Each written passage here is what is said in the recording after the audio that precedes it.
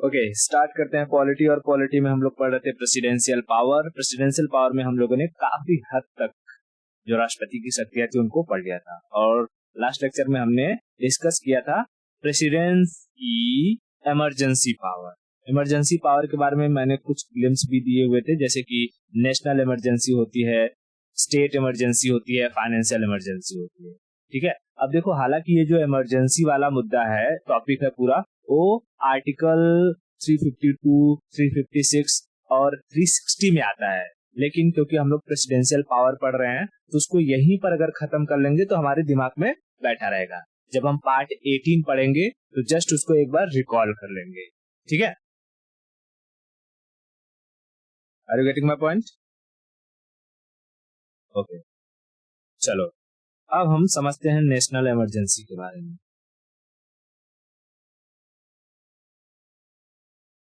National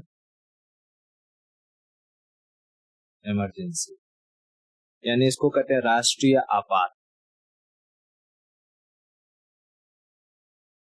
राष्ट्रीय आपात। देखो, नेशनल इमरजेंसी की चर्चा आर्टिकल 352 में, किसमें है? आर्टिकल 352 में। और इसे जर्मनी के संविधान से लाया गया है। कहां से बोरो किया गया है? जर्मनी के संविधान से। जर्मनी के संविधान को वाइमर संविधान के नाम से जाना जाता है ना? ओके, अच्छा, हम समझते हैं कि नेशनल इमरजेंसी किस किस सिचुएशन में लग सकती है। देखो, पहली सिचुएशन होती है कि किसी दूसरे देश के साथ वॉर हो जाए। वॉर जैसे भारत का चाइना के साथ वॉर हो जाए तो भी नेशनल इमरजेंसी इंपोज किया जा सकता है। पाकिस्तान के साथ हो जाए तो भी नेशनल इमरजेंसी इंपोज किया जा सकता है। तो पहली कंडीशन क्या है? वॉर के सिचुएशन में। दूसरी चीज होती है कि भारत के अंदर ही किसी भी राज्य में लोग हथियार लेकर के रिवोल्ट कर दे। जैसे जब रेलवे ग्रुप डी के लिए स्टूडेंट्स प्रोटेस्ट कर रहे थे, या जो मिलिट्री वाला आया था, आर्मी वाला नया कानून क्या आया था? अग्निपथ स्कीम। अग्निपथ स्कीम को लेकर के लोग प्रोटेस्ट कर रहे थे। तो अगर यही लोग हथियार उठा लेते तब ऐसी सिचुएशन में भी नेशनल इमरजेंसी घोषित करी जा सकती थी। ठीक है, यानी internal weaponised revolt. Internal weaponised revolt.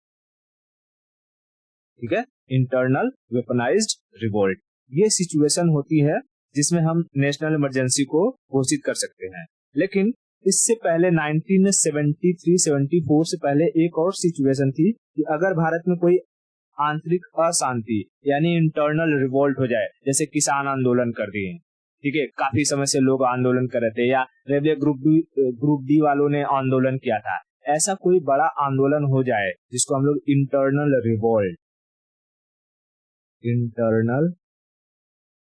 Revolt कहते थे, अगर इस सिचुएशन में भी नेशनल इमरजेंसी को घोषित किया जा सकता था। लेकिन अब इस सिचुएशन को खत्म कर दिया गया है। इंटरनल रिवोल्ट के बेसिस पर हम देश में नेशनल इमरजेंसी को घोषित नहीं कर सकते हैं।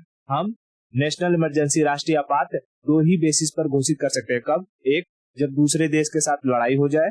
दूसरा, देश के अंदर ही लोग हथियार लेकर के विद्रोह कर दें।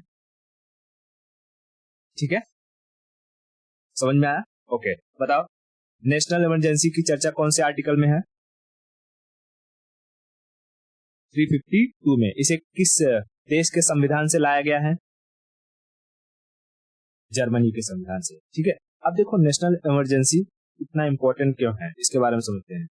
जब ऐसा होगा कि मान लो कि इंडिया और चाइना के साथ वॉर छिड़ गया, इंडिया और चाइना के साथ वॉर छिड़ गया, तब प्रेसिडेंट को एडवाइस देगा कौन? Council of minister. प्रेसिडेंट को एडवाइस कौन देगा? एडवाइस देगी काउंसिल ऑफ मिनिस्टर। और ये एडवाइस रिटन होगी, लिखित में। समझ में आया क्या? रिटन होगी।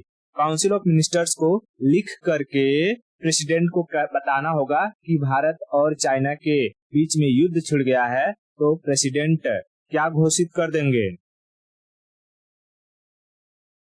Enforced national emergency. ठीक है, नेशनल इमरजेंसी, नेशनल इमरजेंसी। ठीक है, नेशनल इमरजेंसी। इतना क्लियर हुआ? अच्छा, अब समझो एक बात और। जैसे कि हम थोड़ा सा इमेज ले लेता हूं भारत का। ये हमारा है प्यारा भारत, और इसमें अगर हम देखेंगे तो इंडिया और चाइना का बॉर्डर कहाँ कहाँ शेयर होता है कि भाई ये पूरा एरिया है। ठीक है, यहाँ पर ये तो नेपाल है, सिक्किम वाला एरिया हो सकता है, या अरुणाचल प्रदेश वाला एरिया हो सकता है। तो हो सकता है कि चाइना यहाँ पर अटैक कर दे, सिक्किम पर अटैक कर दे, या उत्तराखंड या लद्दाख वाले एरिया में अटैक कर दे। ठीक है, तो ऐसी सिचुएशन में प्रेसिडेंट अगर चाहें तो इसी पर्टिकुलर एरिया में नेशनल इमरजेंसी लगाएं। जैसे कि अगर प्रेसिडेंट को लगा कि चलो इसने अरुणाचल प्रदेश में अटैक कर दिया है, तो प्रेसिडेंट कह सकते हैं कि यहाँ से जितने भी हमारी सेना मूवमेंट होगा वो इसके थ्रू होगा, तो हम यहाँ तक के पूरे एरिया में क्या कर देंगे? नेशनल इमरजेंसी घोषित कर देंगे। या तो प्रेसिडेंट कह सकते हैं कि पूरे भारत से सेना को बुलाना पड़ेगा, इसलिए हम पूरे भारत में क्या करेंगे? नेशनल इमरजेंसी घोषित करेंगे। तो याद रखना, नेशनल इमरजेंसी किसी पर्टिकुलर एरिया में या पूरे भारत में डिक्लेयर करी जा सकती है। समझ में आया? तो पूछते हैं कई बार कि क्या नेशनल इमरजेंसी को ये जरूरी है पूरे भारत में डिक्लेयर करना? तो तुम ये उनको बता सकते हो कि भाई देखो सिचुएशन कैसी है, कि अगर हमें पूरे देश के कोने कोने से सेना को मूव कराना है तो हमें हर जगह नेशनल इमरजेंसी को घोषित करना होगा। क्यों? अभी मैं उसके बारे में चर्चा करूंगा। लेकिन अगर पूरे देश से सेना को नहीं बुलाना है, किसी पर्टिकुलर एरिया से ही अगर सेना आकर के काम कर सकती है, तो पूरे देश में नेशनल इमरजेंसी घोषित करने की जरूरत नहीं होगी। ठीक है, ओके, बताओ नेशनल इमरजेंसी घोषित करना है, इसकी एडवाइस कौन देगा? रिटन या ओरल? रिटन देगा। ठीक है, रिटन देगा। अब देखो, जैसे ही नेशनल इमरजेंसी को प्रेसिडेंट क्या कर देंगे? इन्फोर्स कर देंगे। प्रेसिडेंट इन्फोर्स कर देंगे। अब एक बात समझो कि जैसे ही इन्होंने नेशनल इमरजेंसी इन्फोर्स करी, ये नेशनल इमरजेंसी 30 दिन तक चलेगी। कितने दिन तक चलेगी? 30 दिन तक। 30 दिन तक। 30 दिन के अंदर ही, 30 दिन के अंदर अब जो ये काउंसिल ऑफ मिनिस्टर है ना, उन्हें लोकसभा और राज्यसभा दोनों जगह से ये बिल पास करवाना होगा कि हमें नेशनल इमरजेंसी को और आगे बढ़ाना है कि नहीं बढ़ाना है। जैसे इंडिया चाइना का वॉर चालू हुआ, अब काफी टाइम तक लड़ाई चलती गई, 1 महीना होने आ गया। 1 महीना के अंदर अगर देख रहा है मामला नहीं सुलझ रहा है और ज्यादा लंबा खींचने वाला है, 6 महीने 7 महीने जाने वाला है। ठीक है, 6 महीने 7 महीने जाने वाला है, तब यहाँ पर काउंसिल ऑफ मिनिस्टर को क्या करवाना पड़ेगा? भाई लोकसभा और राज्यसभा में दोनों जगह क्या करो? बिल को पास करो, वोटिंग करवाओ, और इसके लिए 2/3 मेजोरिटी की जरूरत पड़ेगी। मेजोरिटी यानी 66% वोटिंग की जरूरत पड़ेगी कि नेशनल इमरजेंसी को क्या करना है? कैरी फॉरवर्ड करना है, आगे बढ़ाना है। To carry forward national emergency. अगर लोकसभा राज्यसभा में से ये बिल पास हो गया, तो अब ये नेशनल इमरजेंसी अगले 6 महीने तक लगी रहेगी। कितने महीने तक? 6 महीने तक। इस 6 महीने में ये जो 30 दिन था ना, ये वाला 30 दिन, ये भी काउंट होगा। समझ में आया? इस 6 महीने में वो पिछला 30 दिन भी काउंट होगा। समझ में आया? जैसे कि मान लो कि नेशनल इमरजेंसी अगर लगी जनवरी में, ठीक है, जनवरी में 1 जनवरी को नेशनल इमरजेंसी किसने घोषित कर दिया? राष्ट्रपति ने। अब उन्हें फरवरी तक 1 जनवरी से 30 जनवरी 1 महीना होगा, फरवरी के पहले वीक के ये 30 दिन खत्म होने से पहले ही क्या करना पड़ेगा? लोकसभा राज्यसभा से बिल पास करवाना पड़ेगा। अगर बिल पास हो गया तो अब ये जनवरी से लेकर के 6 महीना काउंट करो, कब तक होगा? जून तक, है ना, जून तक। तो अब ये नेशनल इमरजेंसी जून तक इम्पोज रहेगी। अगर 30 दिन के अंदर लोकसभा राज्यसभा से बिल पास नहीं हुआ तो नेशनल इमरजेंसी ऑटोमेटिक खत्म हो जाएगी। नेशनल इमरजेंसी ऑटोमेटिक खत्म हो जाएगी। इतना चीज क्लियर हुआ? 30 दिन के अंदर अगर लोकसभा राज्यसभा से बिल पास नहीं हुआ कि हमें इसे आगे बढ़ाना है, तब वो 30 दिन, जैसे ही 30 दिन खत्म हुआ नेशनल इमरजेंसी खत्म। समझ में? हाँ, फिर वो 6 महीने के लिए नहीं आएगा। फिर जो है, फिर से अगर लाना है नेशनल इमरजेंसी तो फिर से लोग काउंसिल ऑफ मिनिस्टर को फिर से एडवाइस करना होगा, फिर से प्रेसिडेंट करेंगे और फिर वही 30 दिन के लिए एप्लीकेबल होगा। और उसी 30 दिन के अंदर फिर से लोकसभा और राज्यसभा से बिल को पास करवाना होगा अगले 6 महीने के लिए, कि भाई नेशनल इमरजेंसी अगले 6 महीने तक चले। और 6 महीने भी अगर मामला नहीं सुधरा, फिर से 6 महीने के लिए आगे बढ़ाना है तो फिर से लोकसभा राज्यसभा से बिल पास करवाना होगा। और ऐसे ही 6 महीने करते करते हम इसे अनंत काल तक ले जा सकते हैं। National emergency infinite time period तक लगाया जा सकता है। Are you getting my point? National emergency का क्या कोई लिमिटेशन है कि कितने टाइम पीरियड तक लगाया जा सकता है? नहीं, लेकिन हर 6 महीने बाद किससे अप्रूवल लेना पड़ेगा? लोकसभा और राज्यसभा से। लोकसभा और राज्यसभा यानी पार्लियामेंट से क्या लेना पड़ेगा? अप्रूवल लेना पड़ेगा। बताओ, अप्रूवल के लिए कितने % वोट की जरूरत? 2/3 यानी 66% वोट की जरूरत। अच्छा बताओ, अगर 66% लोग सहमत नहीं हुए तब क्या होगा? हाँ, फिर वो नेशनल इमरजेंसी खत्म हो जाएगा। ठीक है, 30 दिन बाद ऑटोमेटिकली डिसॉल्व हो जाएगा। इतना चीज क्लियर हुआ? ओके, अच्छा देखो, हमने ये देख लिया कि भाई नेशनल इमरजेंसी को लगाने के लिए काउंसिल ऑफ मिनिस्टर को रिटन एडवाइस देना पड़ेगा। 30 दिन तक, एक बार प्रेसिडेंट ने लागू किया तो 30 दिन तक कंटिन्यू लगा रहेगा। 30 दिन के अंदर ही पार्लियामेंट से बिल पास करवाना पड़ेगा, अप्रूवल लेना पड़ेगा। और अगर बिल पास हो गया, अप्रूवल मिल गया तो 6 महीने तक रहेगा। 6 महीने से फिर बढ़ाना है तो फिर से हमें पार्लियामेंट में बिल पास करवाना पड़ेगा। और 6 महीने करते करते हम इसे अनंत काल तक ले जा सकते हैं। इतना चीज क्लियर हुआ? ओके, बहुत बढ़िया। अब देखो, इसमें इम्पैक्ट क्या होता है। जब कभी भी नेशनल इमरजेंसी आती है तो इसका इफेक्ट क्या होता है? ठीक है, इफेक्ट जब भी नेशनल इमरजेंसी लागू होती है, हमारे फंडामेंटल राइट्स डिसॉल्व कर दिए जाते हैं या सस्पेंड हो जाते हैं। ठीक है, सस्पेंड हो जाते हैं। सिर्फ 20 और 21 को छोड़कर 20 और 21 को छोड़ करके सारे फंडामेंटल राइट क्या हो जाते हैं? डिसॉल्व हो जाते हैं, सस्पेंड हो जाते हैं। ठीक है, देखो, दो टर्मिनोलॉजी याद रखना, एक कहते हैं सस्पेंड, एक कहते हैं टर्मिनेट। तो अगर कोई पूछा कि बताओ फंडामेंटल राइट टर्मिनेट होता है या सस्पेंड होता है, तो सस्पेंड होता है। टर्मिनेट का मतलब पूरी तरीके से हमेशा के लिए खत्म कर देना। जैसे अगर किसी को जॉब से टर्मिनेट कर दिया गया तो अब दोबारा जॉब ज्वाइन नहीं कर सकता। लेकिन किसी ऑफिसर को सस्पेंड कर दिया गया है तो 2 महीने 4 महीने के लिए उसे सस्पेंड कर दिया जाता है, उसको आधी सैलरी मिलती है, बाद में वो फिर से ज्वाइनिंग कर सकता है। तो जितने गवर्नमेंट ऑफिसर्स होते हैं ना, उन्हें जल्दी टर्मिनेट नहीं किया जाता है, उन्हें कई बार सस्पेंड किया जाता है। तो सुना होगा ना कि हमको जॉब से सस्पेंड कर दिया है, हाँ, कुछ टाइम के लिए। तो सस्पेंशन का मतलब कुछ टाइम के लिए रोक देना। तो बताओ, नेशनल इमरजेंसी के टाइम हमारे फंडामेंटल राइट को क्या कर दिया जाता है? सस्पेंड कर दिया जाता है। क्या सारे फंडामेंटल राइट को सस्पेंड किया जाता है?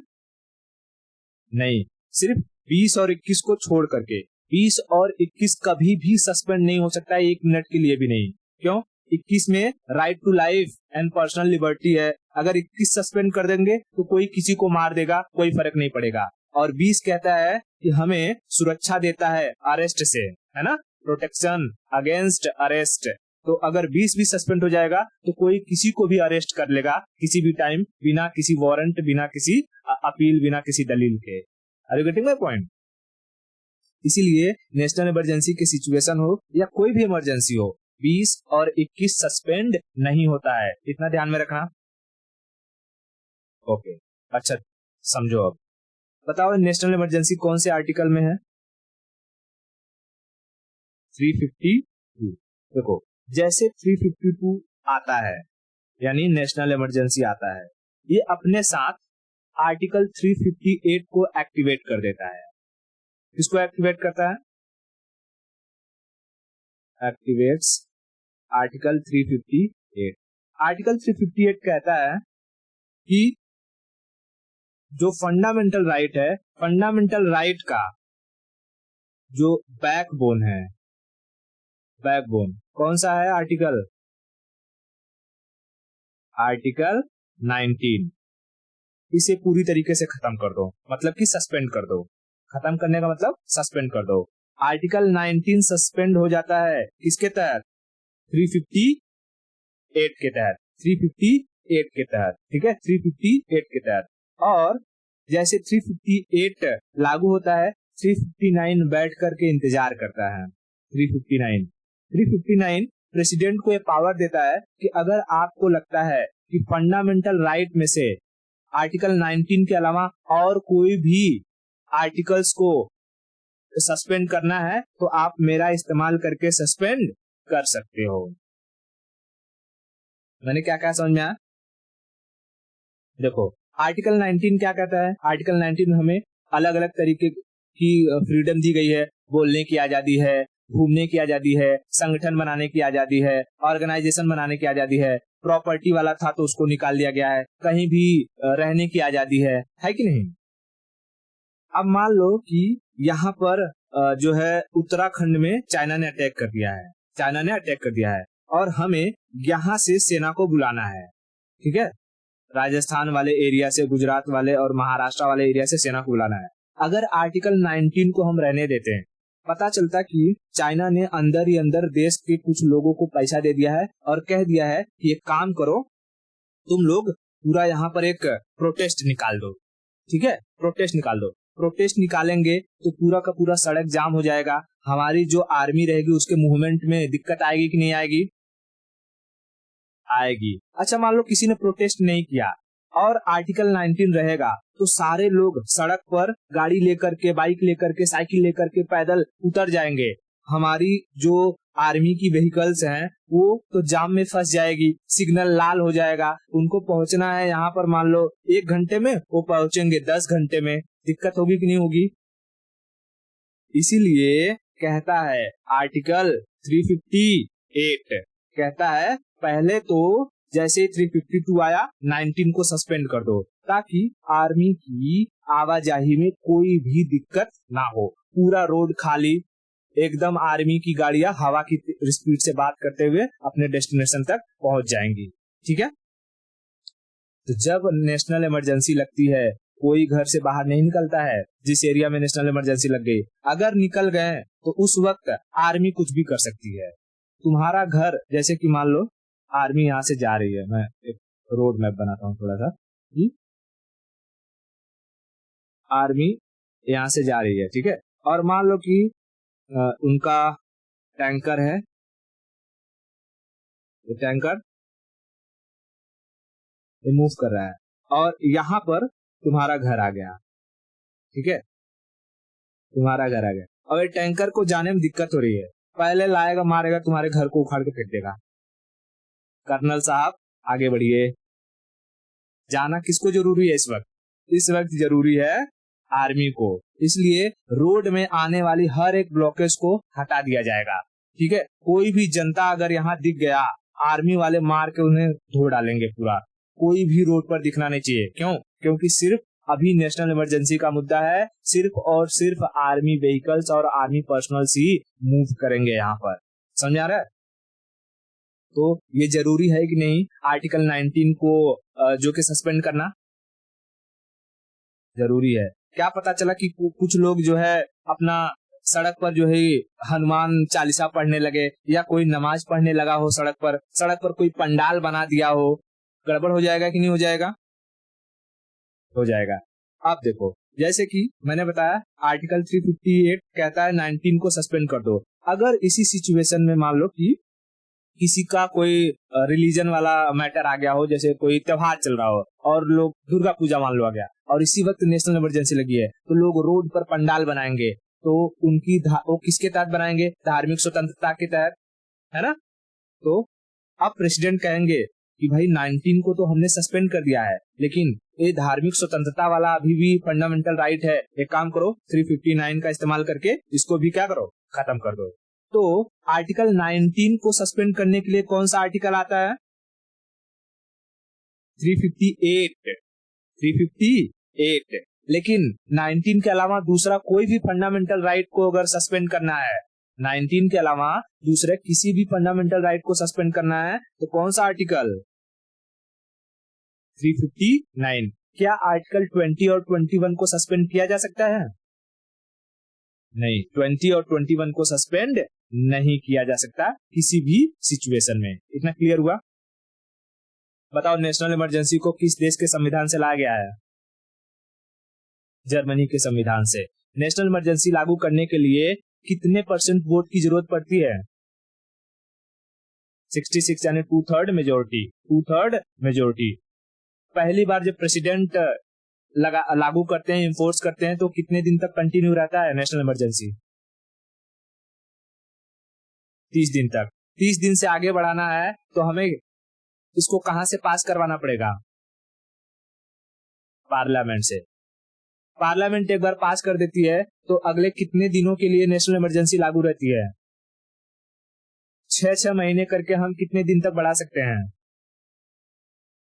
Infinite time. प्रेसिडेंट को रिटन में या ओरल एडवाइस देना पड़ता है? काउंसिल ऑफ मिनिस्टर को रिटन में या ओरल देना पड़ता है? रिटन में। ठीक है, रिटन में। अच्छा देखो, अब अगर हम बात करें कि चलो अच्छा नेशनल इमरजेंसी लागू हो गई, लेकिन अगर नेशनल इमरजेंसी को लगाने के टाइम मान लो कि देश में अभी क्या चल रहा है, चुनाव चल रहा हो, ठीक है, देश में क्या चल रहा हो, चुनाव का टाइम पीरियड हो, और उस वक्त जैसे कि 2014 में मोदी जी का चुनाव हुआ, उनका कार्यकाल कब तक रहेगा? 2019 तक, फिर 19 से 24 तक, ठीक है। 2024 में फिर से चुनाव होंगे 2024 में, और मान लो इसी 2024 में जैसे ही चुनाव है, जब चुनाव का टाइम आता है तो यहाँ लोकसभा तो भंग कर दी जाती है, लोकसभा डिसॉल्व हो जाती है, यहाँ पर कोई भी रहता नहीं है, और इसी वक्त अगर चाइना ने अटैक कर दिया तब क्या होगा? तब कौन जो है प्रेसिडेंट को बताएगा कि भाई एडवाइस देगा कि आपको नेशनल इमरजेंसी लगानी है? या उस वक्त लोकसभा है ही नहीं, तो कहां से अप्रूवल मिलेगा कि भाई कितने टाइम पीरियड के लिए अभी, मतलब 6 महीने लगाना है या 30 दिन में ही काम हो जाएगा? कहां से होगा? राज्यसभा। ठीक है, देखो राज्यसभा को जब हम लोग अच्छे से पढ़ेंगे राज्यसभा के बारे में तो बताऊंगा कि राज्यसभा को परमानेंट हाउस कहा जाता है। परमानेंट हाउस क्योंकि इनमें जो इलेक्शन होता है वो ऐसा होता है कि कभी भी राज्यसभा खाली नहीं होता है पूरी तरीके से। थोड़े लोगों का इलेक्शन होते जाता है, लोग अपना पोस्ट खाली करते रहते हैं और दूसरे नए लोग आते रहते हैं। राज्यसभा हमेशा बनी रहती है। लोकसभा पूरी तरीके से डिसॉल्व हो जाती है। तो ऐसी सिचुएशन में जब लोकसभा जब डिसॉल्व हो गई हो, यानी इलेक्शन का टाइम पीरियड चल रहा हो, तो वैसे टाइम पीरियड में राज्यसभा को क्या देगी? एडवाइस देगी, और राज्यसभा ही जो है बिल को पास करेगी कि भाई इसे 6 महीने तक बढ़ाना है कि नहीं बढ़ाना है। ठीक है, ओके। अब देखो, जैसे कि लोकसभा का जब इलेक्शन हो जाएगा, इलेक्शन होने के बाद जब नई लोकसभा आएगी, तब वो जो नेशनल इमरजेंसी का बिल था राज्यसभा ने तो पास कर दिया था, लोकसभा को भी पास करना पड़ेगा, और इसके लिए लोकसभा को 30 दिन का टाइम पीरियड दिया जाएगा। 30 दिन के अंदर आपको भी ये नेशनल इमरजेंसी वाला बिल को पास करना है। समझ में आया? दोनों को मिला के 66 नहीं। देखो, जब अगर पार्लियामेंट ये है कि लोकसभा राज्यसभा है, तो भाई लोकसभा में भी 66% और राज्यसभा में भी 66%। ठीक है, दोनों को मिला करके 66% नहीं।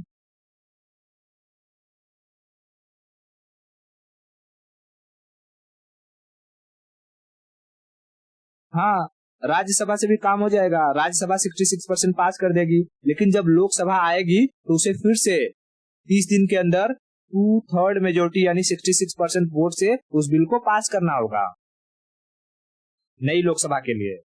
ठीक है, हाँ, पुरानी लोकसभा रहती तो भी उसे 30 दिन का टाइम मिलता, और नई लोकसभा आएगी तो भी उसे 30 दिन का टाइम दिया जाता है। क्लियर है इतना?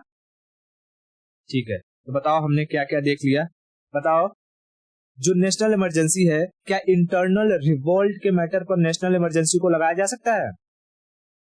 नहीं लगाया जा सकता है। लेकिन इंटरनली अगर वेपनाइज्ड रिवोल्ट हो जाए तो लगाया जा सकता है। दो देशों में अगर भारत और पाकिस्तान के साथ वॉर हो जाए तो लगाया जा सकता है। प्रेसिडेंट को कौन एडवाइस देता है, रिटेन या ओरल? रिटेन। कितने दिन के अंदर पार्लियामेंट को अप्रूव करना पड़ता है कि नेशनल इमरजेंसी को आगे बढ़ाना है या नहीं बढ़ाना है? 30 दिन के अंदर। एक बार पार्लियामेंट अप्रूव दे देगी तो कितने दिनों तक रहेगा? 6 महीने तक। नई लोकसभा अगर आएगी, नई लोकसभा, तो उसे कितने दिन का टाइम पीरियड दिया जाता है कि उसे भी अप्रूवल देना है?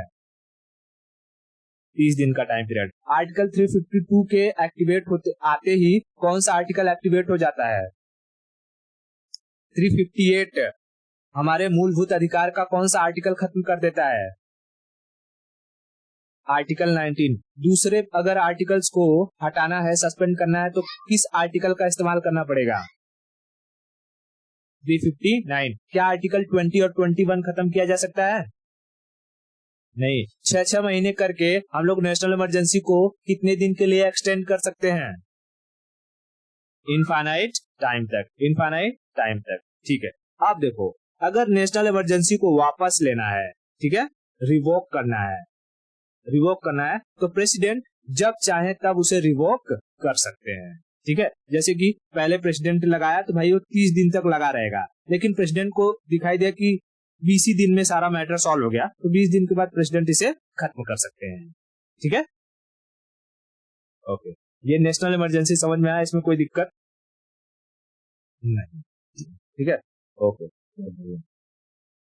सो हम लोग काम करते हैं, अभी के लिए इसको इतना ही रखते हैं, और बाकी की जो स्टोरी है, अच्छा, नेशनल इमरजेंसी का एक थोड़ा सा टॉपिक ये और बता देता हूँ कि जैसे नेशनल इमरजेंसी लगभग देश में 3 बार लग चुका था। ठीक है, 3 बार। 1962 में, 1962 में क्या हुआ था? इंडिया चाइना वॉर हुआ था। ठीक है, फिर 1971 में बांग्लादेश लिबरेशन वॉर के टाइम में, और इंदिरा गांधी ने लगाया था 1975 में। 1975 में यही एक मैटर था जब इंदिरा गांधी ने अपनी पावर का गलत इस्तेमाल किया। ठीक है, देश के अंदर इंटरनल रिवोल्ट के नाम पर इंदिरा गांधी ने नेशनल इमरजेंसी घोषित कर दी। ठीक है, और यहाँ पर जितने भी मंत्री थे सबको पकड़ के जेल के अंदर डाल दिया गया था। चुनाव के समय सिर्फ इंदिरा गांधी की ही सरकार थी, जनता पर काफी सारे अत्याचार किए गए थे। वहां पर इन लोग का एक नियम आया हुआ था कि पॉपुलेशन को कंट्रोल करने के लिए, पॉपुलेशन कंट्रोल करने के लिए वो लोगों को पकड़ पकड़ के जबरदस्ती उनका नसबंदी करवा दिया जा रहा था। घरों में से उठा करके ले जा रहे थे, अगर किसी के 2-2 4-4 बच्चे रहते थे तो घर में से जबरदस्ती उठा कर ले जाते थे और जबरदस्ती उनका क्या करते, स्टेरलाइजेशन कर देते, नसबंदी कर दिया करते थे। इसलिए जब भी बीजेपी वाले या कोई भी दूसरी गवर्नमेंट अगर कोई मुद्दा उठाती है तो 1975 वाला ये मुद्दा उठाती है, और इस नेशनल इमरजेंसी को ब्लैक डे के नाम से बुलाते हैं लोग। समझ में? तो हमारे देश में नेशनल इमरजेंसी अब तक 3 बार लग चुकी है। कब कब? 1947 नहीं, 1962। 1962 India China, 1971 Bangladesh liberation, Bangladesh, और 1975 इंदिरा गांधी के द्वारा इंटरनल रिवोल्ट के मैटर पर, इंटरनल रिवोल्ट के मैटर पर। समझ में आ गया? ओके, बहुत बढ़िया। इतना अगर पूरा नेशनल इमरजेंसी क्लियर है तो आज के लिए इतना रखते हैं, बाकी की स्टोरी हम नेक्स्ट लेक्चर में करेंगे।